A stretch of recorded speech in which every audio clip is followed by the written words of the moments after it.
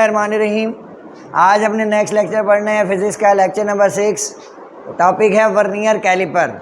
बच्चे, vernier caliper एक instrument है, the instrument which is use to measure small length और इंटरनल और एक्सटर्नल डायमीटर ऑफ सिलेंडर, यानी किसी भी अननोन ऑब्जेक्ट का। हमने कल परसों पढ़ा था मीटर रूल।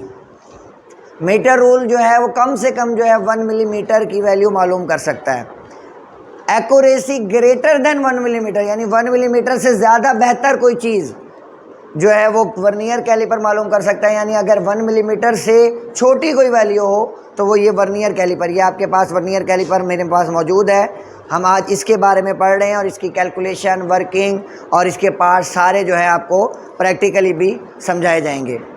अच्छा बच्चे, डेफिनेशन मोस्टली बुक में बिल्कुल क्लियर नहीं होती, तो ये वाली डेफिनेशन आप अपने पास नोट कर सकते हैं। अगर डेफिनेशन आ जाए तो यहाँ से लेकर यहाँ तक आप इसकी डेफिनेशन लिख सकते हैं। कंस्ट्रक्शन, लॉन्ग लिखने के लिए मेथड्स होते हैं, तरीके होते हैं लिखने के। सबसे पहले डेफिनेशन लिखें, उसके बाद उसके लिखें कंस्ट्रक्शन। बच्चे, कंस्ट्रक्शन में बेसिकली ये 2 जॉज पर मुश्तमिल होता है। देखें ये जबड़े हैं इसके, ये जबड़े की तरह से इसकी शक्ल है, इसे कहते हैं जबड़े, जॉज। अब ये 2 जॉज पर मुश्तमिल है। एक जॉज जो है ये देखिए, ये वाला जॉज, ये पूरा एक ये जबड़ा, पूरा एक ये जबड़ा। ये जो जॉज है ये मूवेबल जॉज है। ये मैंने लिखा हुआ है, it consist of 2 jaws, movable jaws attached to vernier scale having 10 division. अब ये वाला जो जॉज है जो ये मूव कर रहा है, ये जो स्केल जिसके साथ अटैच है ये कहलाता है वर्नियर स्केल। और इस वर्नियर स्केल पर 10 डिवीजन्स होती हैं, 10 लाइनें होती हैं। इसके ऊपर, ये वर्नियर स्केल के ऊपर 10 डिवीजन्स होती हैं। अब जो दूसरा जॉज है वो फिक्स जॉज है, ये वाला फिक्स जॉज। और ये जो फिक्स जॉज है ये अटैच होता है मेन स्केल के साथ। ये वाला जो स्केल है, जैसे स्केल होता है, फुट्टा होता है, ये मेन स्केल के साथ जो है वो अटैच है। और ये मेन स्केल जो हम लोग लैब में यूज़ करते हैं, इसकी लेंथ तकरीबन बच्चों 12 सेंटीमीटर होती है। कितनी होती है? 12 सेंटीमीटर, जो हम लोग नॉर्मली लैब में यूज़ करते हैं। तो ये इसकी हो गई construction. Movable jaws attach to vernier scale जिस पर 10 डिवीजन्स हैं। Fix jaws attach to main scale जिसके ऊपर मार्क जो है वो मिलीमीटर और सेंटीमीटर में है। 12 सेंटीमीटर और हर सेंटीमीटर में 10-10 मिलीमीटर है। आगे हम लोगों ने जो पढ़ना है बच्चों, नेक्स्ट जो है वो है लीस्ट काउंट। बच्चे, लीस्ट का मतलब कम अज़ कम, कम से कम। काउंट का मतलब गिनना, मापना, मैयर करना। The smallest reading which vernier caliper can measure is called its least count. वो छोटी से छोटी वैल्यू जो वर्नियर कैलिपर मैयर कर सकता है वो उस वर्नियर कैलिपर का लीस्ट काउंट कहलाएगा। ये एक सिंपलेस्ट डेफिनेशन है। ये आप हर किसी के साथ लिख सकते हैं। स्क्रू गेज पढ़ेंगे, मीटर रूल पढ़ेंगे, ये पढ़ेंगे। वो स्मॉलेस्ट रेटिंग जो वही इंस्ट्रूमेंट मेजर कर सकता है वो उसका लीस्ट काउंट होगा। या फिर बुक में जो आपकी डेफिनेशन है, 2 डेफिनेशन इसकी हैं, कोशिश करें दोनों लिख लें, नहीं तो कम अज़ कम इसमें से कोई एक याद कर सकते हैं। The difference between smallest reading on main scale, main scale के ऊपर वो जो फिक्स जॉज से जुड़ा हुआ है मेन स्केल, इसके ऊपर जो स्मॉलेस्ट रीडिंग है बच्चे वो है 1 मिलीमीटर। स्मॉलेस्ट रीडिंग है 1 millimetre. The smallest difference between smallest reading on main scale and 1 division और वर्नियर स्केल, और 1 डिवीजन वर्नियर स्केल की और इसके 1 में जो दरमियान में जो फ़र्क आता है, डिफरेंस आता है, वो आता है 0.1 मिलीमीटर का। 0.1 मिलीमीटर का। क्यों? क्योंकि ये 10 डिवीजन मेन स्केल के 9 डिवीजन के ऊपर पूरी हो जाती है, 9 मिलीमीटर पर।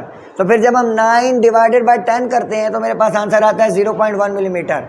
इसका मतलब ये है कि मेन स्केल इसकी डिवीजन से 0.1 मिलीमीटर बड़ा है और वही उसका लीस्ट काउंट है। The difference between smallest reading on main scale and 1 division on vernier scale is 0.1 millimetre. उनके दरमियान जो फ़र्क है वो 0.1, this is called least count of it, या least count of vernier caliper. इसका फार्मूला है smallest reading on main scale divided by number of divisions on vernier scale. Smallest reading main scale पर 1 मिलीमीटर है और total division कितनी है? 10। पहले start में ही बताया कंस्ट्रक्शन में। तो 0.1 मिलीमीटर, और अगर सेंटीमीटर में जाएंगे तो 0.01 सेंटीमीटर। और हम लोग ज़्यादातर कैलकुलेशन जो है वो सेंटीमीटर में करेंगे, तो लीस्ट काउंट 0.01 सेंटीमीटर। याद रखना है, दोनों याद रखने। ऑब्जेक्टिव आती है बाज़ औक़ात दोनों दे देता है, तो आपने इसको जल्दी नहीं करनी ऑब्जेक्टिव सॉल्व करने में, तो ये इसका लीस्ट काउंट है। नेक्स्ट, किसी भी इंस्ट्रूमेंट को इस्तेमाल जब हम करते हैं तो सबसे पहले देखते हैं कि वो इंस्ट्रूमेंट इस्तेमाल के काबिल है, आया कि इंस्ट्रूमेंट सही है। कैलकुलेटर जैसे आप इस्तेमाल करते हैं, कैलकुलेशन करते हैं, अगर जवाब गलत आ रहा हो तो आप कहते हैं ये कैलकुलेटर ख़राब है। आपको कैसे पता चलता है? उसकी कैलकुलेशन सही नहीं आ रही होती। तो आप सबसे पहले जो है ना इंस्ट्रूमेंट कोई भी इस्तेमाल करेंगे लैब के अंदर, सबसे पहले उसको चेक करेंगे कि वो ठीक है या नहीं है। तो ठीक होने के लिए क्या देखना है आपने? सबसे पहले आपने क्या करना है, इस जांच को, it is use to check the instrument is able to work और नॉट। ज़ीरो एरर इसलिए इस्तेमाल होता है कि हम देखते हैं कि ये इस काबिल है कि इसको हम डायरेक्टली इस्तेमाल कर लें या नहीं, और अगर नहीं कर सकते तो फिर इसको काबिल बनाना है, क्योंकि हमारे पास और नहीं है। काबिल बनाने के लिए फिर थोड़ी सी एक्स्ट्रा वर्क करना पड़ता है, और अगर काबिल बनाने की ज़रूरत नहीं है तो फिर जल्दी कैलकुलेशन निकल सकती है। If zero of main scale, अब देखें दोनों पर ज़ीरो मौजूद हैं, इसका ये ज़ीरो है, इसका पहला ज़ीरो है। अगर मेन स्केल का ज़ीरो और वर्नियर स्केल का ज़ीरो, ये ऊपर वाली ये जो नज़र आ रही है अंदर वाली दरमियान वाली, ये मेन स्केल की रीडिंग है, और ये वाली जो है ये वर्नियर स्केल की है।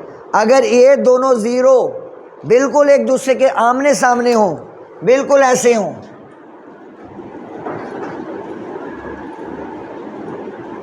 इसका ज़ीरो ये मेन स्केल का, और ये मेन स्केल का ऊपर वाला, और नीचे वाला वर्नियर स्केल का, अगर ये दोनों ज़ीरो बिल्कुल बराबर हों तो इसे कहते हैं कि हमारा इंस्ट्रूमेंट में कोई ज़ीरो एरर नहीं है, यानी ये परफेक्ट है, आई रेडी टू यूज़ है। आप उठाओ, कैलकुलेशन शुरू कर दो। If zero of vernier scale is coincide, zero of vernier scale is coincide, directly मिल जाए with zero of main scale, then zero error will be zero, कोई एरर नहीं है। इस्तेमाल करना शुरू कर दो। फिर दूसरी कंडीशन क्या है? If zero of main scale does not coincide with zero of vernier scale, यानी ये ज़ीरो जो है, ये ज़ीरो के साथ ये मेन स्केल का ज़ीरो था और वर्नियर स्केल का ज़ीरो फॉर एग्जांपल इससे थोड़ा सा आगे है, अब डायरेक्टली कोइंसाइड नहीं हो रहे, तो अब ज़ीरो एरर प्रेजेंट है। इसका मतलब ये कि हमारा इंस्ट्रूमेंट अभी इस्तेमाल के काबिल नहीं है, इस्तेमाल के काबिल अब हमने बनाना है इसे। तो if zero of main scale vernier scale does not coincide with zero of vernier scale, then zero error will be present. अगर नहीं मिल रहा तो ज़ीरो एरर मौजूद है। दो तरह के ज़ीरो एरर होते हैं बच्चे, पॉजिटिव ज़ीरो एरर और नेगेटिव ज़ीरो। अब पॉजिटिव ज़ीरो एरर क्या है, नेगेटिव ज़ीरो एरर क्या है, वो अभी हम लोग देखते हैं। रोको। पॉजिटिव ज़ीरो एरर, अगर वर्नियर स्केल का ज़ीरो, वर्नियर स्केल का ज़ीरो मेन स्केल के ज़ीरो के दाएं तरफ हो, राइट साइड पर हो, तो ज़ीरो एरर कहलाता है बच्चों पॉजिटिव। फॉर एग्जांपल देखें, ये जो अंदर वाली रीडिंग है वो मेन स्केल की है, जो बाहर वाली है वो वर्नियर स्केल की हैं। तो इसका ज़ीरो देखें, ये इधर है, और वर्नियर स्केल का ज़ीरो इसके ज़ीरो के राइट साइड पर है, तो ऐसे एरर को कहते हैं positive zero error. Positive zero error के बाद और फिर आपको नेगेटिव ज़ीरो एरर बताता हूँ, फिर इसकी करेक्शन पर जाएंगे। नेगेटिव ज़ीरो एरर में इसका उलट होगा, एक याद करो, दूसरा उसका उलट है। If zero of vernier scale is on left side to main scale, then negative zero error is present. देखें, मेन स्केल ये ऊपर वाला है, इसकी रीडिंग ऊपर वाली, अब वर्नियर स्केल का ज़ीरो इसके लेफ़्ट साइड पर है, तो ऐसे एरर को कहते हैं नेगेटिव ज़ीरो एरर। फिर अब मैंने पहले चेक किया एरर है, मुझे पता चल गया, फिर मैंने मज़ीद चेक किया कि पॉजिटिव है या नेगेटिव है, मुझे पता चल गया। फिर आएगी ज़ीरो करेक्शन, फिर उसको ठीक भी तो करना है ना, क्योंकि हमने इस्तेमाल करना है, और ठीक सबसे एंड में होता है। ज़ीरो करेक्शन में नोइंग द ज़ीरो एरर, जब हमने ज़ीरो एरर पहचान लिया, उसके बाद एक सूटेबल एडिशन या सब्सट्रैक्शन करते हैं to correct the error is called zero correction. Zero error को ठीक करने के लिए एक ख़ास नंबर से एडिशन या सब्सट्रैक्शन की जाती है, और उसको हम लोग कहते हैं ज़ीरो करेक्शन। रुक दो। हाँ, जो अब पॉजिटिव ज़ीरो एरर की करेक्शन कैसे होगी बच्चे? Positive zero error, positive zero error में मैंने बता दिया वर्नियर स्केल का जो ज़ीरो है वो इस साइड पर होता है, थोड़ा सा इस साइड पर होगा। अब देखें, जब हमने देख लिया कि पॉजिटिव ज़ीरो एरर है, अब हम लोग देखेंगे वर्नियर स्केल और मेन स्केल की डिवीजन्स को। कोई एक डिवीजन वर्नियर स्केल की मेन स्केल के साथ बिल्कुल सीधी जाकर मिल जाएगी, कोई एक। अब देखें जैसे यहाँ पर कौन सी मिल रही है, छठी। कौन सी डिवीजन मिल रही है, 6, बाकी कोई नहीं मिलेगी, सिर्फ एक बिल्कुल जाकर मिल जाएगी। आपने वो लिख लेनी है। कौन सी मिली थी बच्चों डिवीजन, 6। जो मिली थी उसको मल्टीप्लाई करेंगे लीस्ट काउंट से। लीस्ट काउंट कितना था, 0.01 सेंटीमीटर। समझ आई है ना? तो multiplied by least count 0.01 centimetre, ये आ जाएगा 0.06 सेंटीमीटर। अब ये पॉजिटिव 0 एरर है तो पॉजिटिव 0.06 सेंटीमीटर 0 एरर है। कितना एरर है, पॉजिटिव 0.06। कैसे पता चला कि छठी डिवीजन जाकर डायरेक्ट मिल रही थी और उसको मैंने लीस्ट काउंट से मल्टीप्लाई किया और मेरे पास ये आंसर आ गया। इसी तरह से नेगेटिव 0 एरर में भी यही काम करेंगे। जब मैं देखता हूँ कि वर्नियर स्केल लेफ्ट साइड पर है तो ये नेगेटिव 0 एरर है। नेगेटिव 0 एरर में अब मैं देखता हूँ, ये देखें सातवीं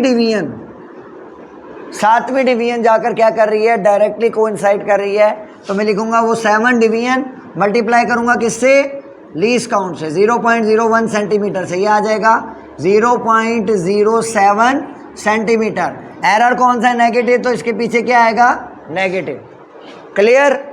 इसको करेक्ट करने के लिए क्या करना है, सिर्फ साइन चेंज करने हैं। कब चेंज करने हैं, पूरी कैलकुलेशन करने के बाद, आखिर में। पूरी कैलकुलेशन करने के बाद आखिर में चेंज करने हैं। जब आपने फॉर एग्जांपल आंसर निकाल लिया 2.43 सेंटीमीटर, बाकी सब कैलकुलेशन करके वो हम देखेंगे, तो फिर एंड पे अगर पॉजिटिव 0 एरर था तो उसकी करेक्शन होगी -0.06, यानी इस आंसर में से माइनस कर लेंगे 0.06 और वो असल आंसर होगा। और अगर नेगेटिव 0 एरर था और आंसर ये आया मेरे पास पहले सारी बाकी चीज़ें कर तो फिर इस नेगेटिव 0 एरर की जगह पर हम क्या लिख देंगे, पॉजिटिव 0.07। ये है ज़ीरो करेक्शन, ये ज़ीरो करेक्शन। नेगेटिव एरर की करेक्शन पॉजिटिव, पॉजिटिव एरर की करेक्शन नेगेटिव। और वो कौन सी है, जो हमने डिवीजन से निकाली हुई थी। अब ये जो आंसर था, इस आंसर में 2.43 में प्लस कर लेंगे करेक्शन में 0.07, तो मेरे पास जो आंसर आएगा ये आ जाएगा तकरीबन 2.50 सेंटीमीटर। ये मेरा आंसर होगा। तो ये ज़ीरो एरर और ज़ीरो करेक्शन है। कल नेक्स्ट लेक्चर में हम लोग इसकी वर्किंग प्रिंसिपल पढ़ेंगे। ठीक है, जज़ाकल्लाह।